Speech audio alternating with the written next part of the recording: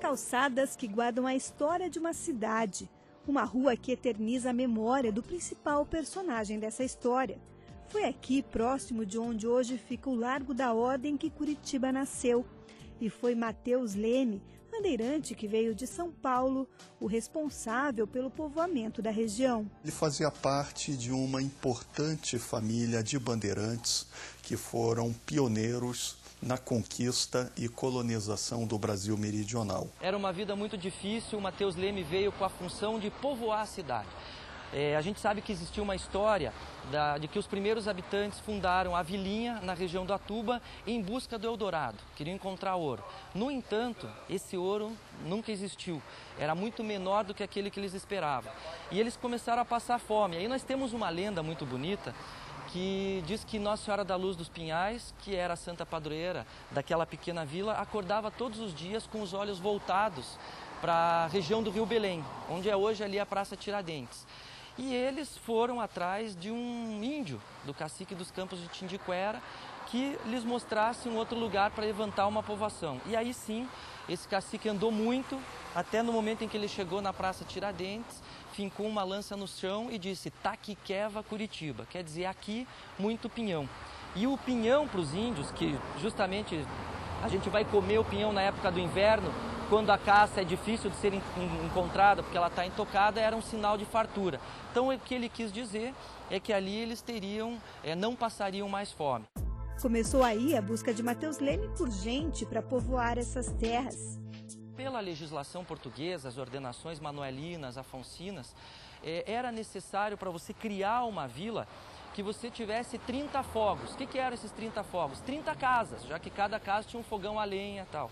E o Matheus Leme foi o responsável por essa organização e no momento em que ele conseguiu juntar esses 30 fogos, até muito bonito o relato, ele saiu lá do Barigui, onde ele tinha uma fazenda, tinha uma sesmaria, e encilhado no seu cavalo, veio seguindo lá da região do Rio Barigui, onde seria hoje o Parque Barigui, digamos, até o centro de Curitiba. E ali sim ele disse para o paz e quietação de todos que vivem numa situação conturbada em Curitiba, vamos fundar a Vila de Nossa Senhora da Luz e Bom Jesus dos Pinhais. No dia 26 de março de 1693, surgia então a Vila de Nossa Senhora da Luz e Bom Jesus dos Pinhais. Matheus Leme criou a Câmara com 6 vereadores. É um dos símbolos das origens de Curitiba, pelo que ele representou e também por ter sido o primeiro chefe político na região.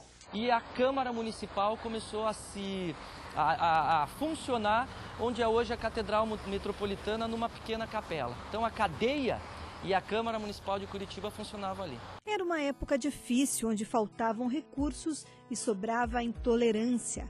O valente bandeirante fazia então o papel de apaziguador. Uma região de fronteira, com muita violência, muitas disputas. Houve um relato clássico nessa primeira literatura, que foi uma briga dentro da própria igreja de Nossa Senhora da Luz dos Pinhais, que fica um pouco na frente da atual Basílica Menor, na Praça Tiradentes. A cidade se concentrava mesmo em volta da igreja. No começo, tudo acontecia nesse lugar. Talvez por isso a rua escolhida para homenagear Matheus Leme comece nesse ponto.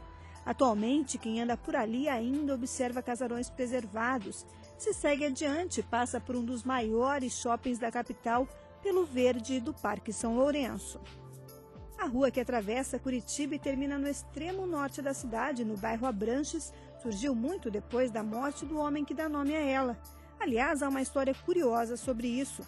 Apesar de personalidade importante na época do povoamento, Matheus Leme quase não deixou bens aos herdeiros. O testamento do capitão povoador Matheus Martins Leme, que são 2 documentos.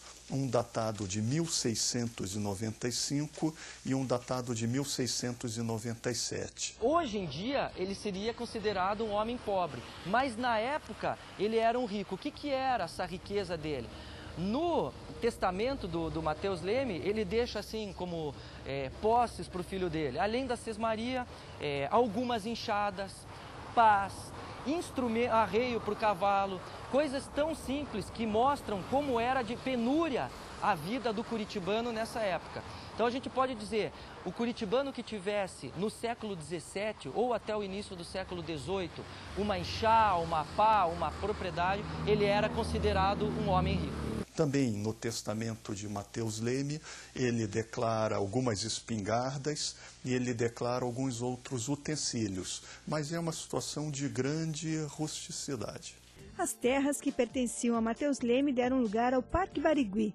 A lembrança desse homem ficou nas placas das ruas, que surgiu quando chegaram aqui os primeiros imigrantes poloneses. Era esse caminho que esses imigrantes poloneses faziam para vender as suas frutas, verduras, legumes, lenha, tudo que eles plantavam nesse lugar que era uma colônia, era formada por chácaras e fazendas, para ir até o Largo da Ordem. Esse era o antigo caminho desses poloneses. Não era uma rua movimentada como é hoje, era uma rua de chão batido. Isso aconteceu aí até boa parte dos anos 70, quando ela foi asfaltada por completo. Da colonização polonesa ficaram poucas casas com os típicos lambrequins. Na época em que não existia calha, para evitar que a água da chuva escorresse para dentro do forro, esse lambrequim tinha essa função de quê?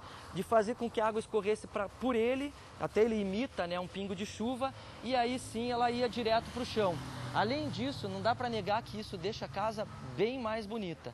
E contam também que para os imigrantes o lambrequim tinha um quê de superstição, ele protegia a casa. Diziam que quem tinha lambrequim nas suas casas seria protegido dos males, de possíveis bruxas, e além disso a casa não seria atingida por raios. Um ou outro armazém traz à memória um período de descobertas, de um povo, de uma cidade, de um desbravador.